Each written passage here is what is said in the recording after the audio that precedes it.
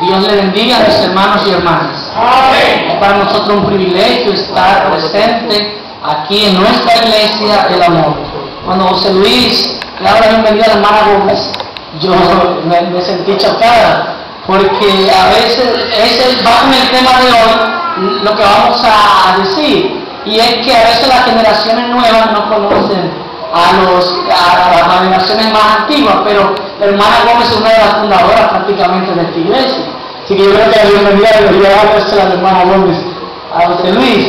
Pero eso nos da la idea, quise tomarlo para ilustrar un poco de lo que vamos a hablar esta mañana.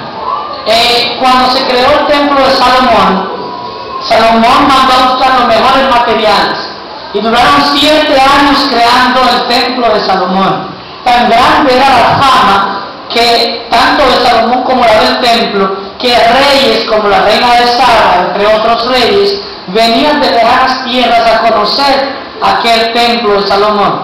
Y Dios permitió que ese templo fuera destruido, porque ya la gente no basaba su fe en lo que Salomón oraba cuando lo inauguró, en el Dios que se manifestaba en el templo, sino que la gente comenzó a creer en el templo y decía: casa de Dios es esta, no será destruida.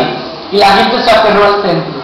Dios permitió su destrucción, y luego, años más tarde, en la reconstrucción del templo, los que estaban vivos todavía, que recordaban la construcción anterior, los más viejos, lloraron literalmente, porque el templo que reconstruyó Nehemías, ustedes recordarán Nehemías y el profeta Esdras, ese templo que tuvo que ser construido a espada y mezcla, con una mano de espada para protegerse de los enemigos, y por el otro lado con la regleta, los materiales de construcción, y que cada quien tuvo que construir el pedazo que le tocaba de frente a su puerta. Ese templo que fue construido y todo el muro, bueno, no era ni la mitad hermoso de lo que era el templo de Salomón, y los viejos lloraron por eso, por ver cómo era la gloria y qué había quedado. Sin embargo, mucha gente consideraba que ese templo,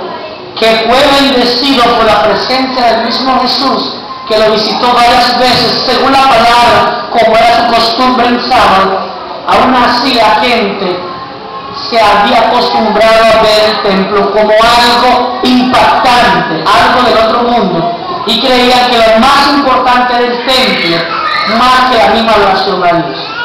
Mateo 24 nos relata uno de esos días de sábado, cuando Jesús salía de la iglesia. ¿Qué pasó?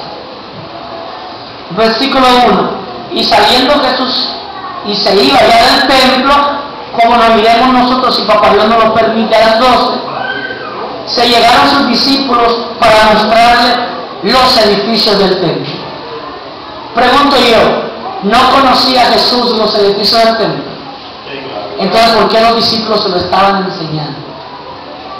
De alguna manera se había corrido la voz de que Jesús era antitemplo y de que Jesús no creía en el templo como sistema de adoración, cosa que no era real, porque Jesús mismo visitaba el templo y Jesús mismo interactuaba con las personas del templo, aunque el sistema que se celebraba en el templo estaba caducando y era un sistema obsoleto desde el punto de vista espiritual. Sin embargo, Jesús aún creía que podía salvar a la gente que iba al templo. Pero el templo era lo único que ellos se concentraban. Y ellos, con la premisa que Jesús había dicho: destruid este templo y yo lo construiré en 3 días. Pero él se refería al templo de su cuerpo, a su vida, que él podía morir y al tercer día iba a resucitar. Pero los celosos de la edificación entendieron que Jesús hablaba de las piedras. Y los discípulos de alguna manera estaban transmitiendo el mensaje del pueblo y de los dirigentes al decir: ¿tú crees que esto tan hermoso puede ser destruido? Por años hemos sido criados en la cultura de venir a los templos, pero a veces se nos olvida lo más importante que venimos a hacer al templo. ¿Al templo a qué venimos? A adorar a Dios. ¿Al templo a qué venimos? A buscar su bendición, y a que junto con otros que tienen también mi propia fe, podamos seguir encendidos en el sentido espiritual, encendidos en el Señor, y que podamos calentar mi fe débil con la fe fuerte del hermano Joan o de cualquier otro hermano que en el momento tenga un poquito más de fuego que su servidor. A eso venimos al templo. Y Jesús lo que quería dar una lección a los discípulos cuando dijo ese templo sería destruido, aunque no se refería a las piedras.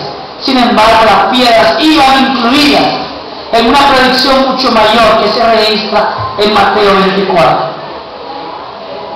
Usted inclusive como persona podrá ser destruido. Jesús dijo, no teman a lo que puede destruir el cuerpo, sino temen a lo que puede matar el espíritu y el alma. El alma es lo que yo soy como ser completo. Mi existencia se guarda en mi memoria y por lo tanto Jesús tiene guardado quien yo soy. Mi identidad está escondida en Dios. Todo ser humano no le nace un cabello de su cabeza sin que antes el cielo lo sepa. No cae una hoja de un árbol sin que el cielo lo note. Y nada puede pasarte al menos que el cielo lo autorice, como autorizó con Job o con el mismo Jesús cuando Satanás fue a tentar. Así que lo más importante no es la edificación. Tenemos que protegerla en tanto que nos sirva para el propósito que Dios nos ha llamado y de adorarla. Pero si llegara un momento en que no podemos venir literalmente al templo, todavía nos queda lo que hemos aprendido en él, adorar a Dios. Amén. Versículo 2. Jesús le responde, ¿veis todo esto? De cierto os digo, que no se la dejará aquí piedra sobre piedra que no sea destruida. Y los discípulos, acostumbrados a adorar en este templo majestuoso, entendieron que el día en que se destruyera el templo era el día del fin del mundo. Porque cómo se concebía que un templo tan majestuosamente creado y que costó tantos años de sacrificio pudiese ser destruido. Así que, sentándose en el monte de las olivas, se llegaron aparte a los discípulos y le dijeron, ¿cuándo, maestro, serán estas cosas?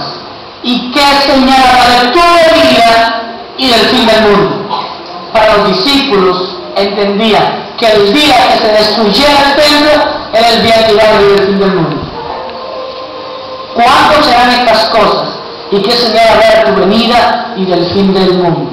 Evento de los últimos días, página 13, dice que Jesús tuvo que velar el acontecimiento futuro de la destrucción del mundo. Inclusive, la destrucción total de Jerusalén fue velada a los discípulos, porque su fe débil y vacilante no soportaría tal revelación completa del porvenir.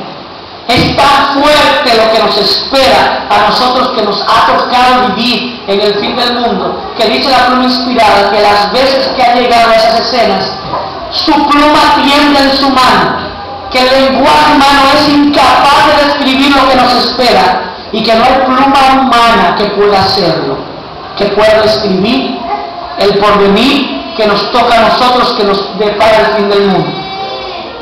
¿Qué tan terrible es lo que nos espera? Debo ilustrarlo de la manera más fácil.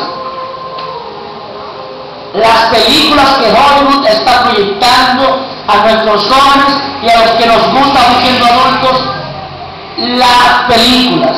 ¿Qué es el mensaje que se está concentrando el diablo a través de Hollywood con las películas? Primera película, le voy a mencionar solo algunas que tienen actualidad presente que puedan recordar. La primera de ellas es una película llamada Señales. Esa película trata de una jovencita en Estados Unidos, una tradición de que en las escuelas los niños de kinder pues hacen dibujos y pintan cómo será el futuro y lo ponen en lo que le llaman una cápsula del tiempo, que no es más que un envase, un pote cualquiera, y lo entierran en un hoyo en la tierra, le ponen cemento y le ponen la fecha